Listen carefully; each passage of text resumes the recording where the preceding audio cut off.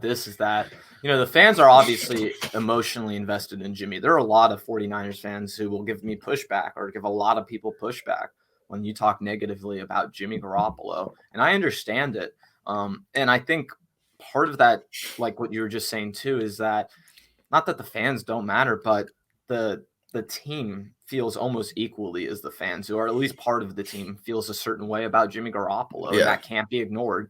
And if you're Kyle Shanahan and you genuinely believe that Trey Lance might give you a better chance to win, but he hasn't gone out over and above and proven it yet, it's really tough to just hand the reins over to the kid, like you're saying. It is just for a veteran team that was just so close to the Super Bowl and the mindset that they have, right? Yeah, I mean, they're still in revenge tour mode, and Jimmy Garoppolo was the quarterback who they want to complete the revenge tour with. So I still think there's parts of that team that's lingering and that is holding back the transition, right? And is delaying the transition. Now, I'll say this, the only pushback I have from preseason, from the way they've handled the quarterback situation, I think overall from a macro perspective, they've done a good job. I don't think they've screwed anything up.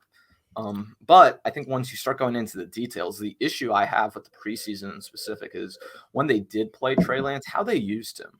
I don't understand just trying to use him primarily as a complete pocket passer all the time. Now, I get that Kyle Shanahan didn't want to run zone read. He didn't want to do design runs as much. I'm not disagreeing with that. What I disagree with is the fact that they didn't move him outside the pocket enough. They didn't protect him enough in the way that they were willing to protect Jimmy Garoppolo in what you saw on the type of drives he had, right? You look at the plays that Kyle called for Jimmy. He was clearly trying to protect Jimmy. And I don't feel like that same protection was put in place for Trey.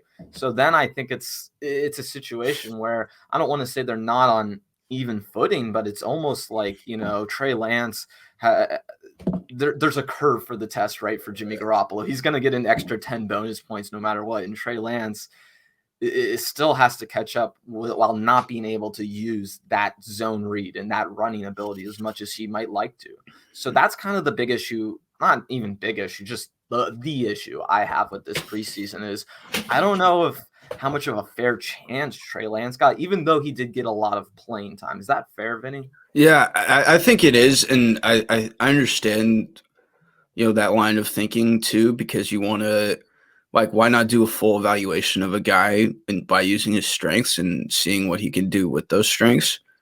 But I think also I understand why they didn't use him as much, with rollouts or moving him outside the pocket, because I think there is a sense of understanding that Kyle Shanahan knows that in a way,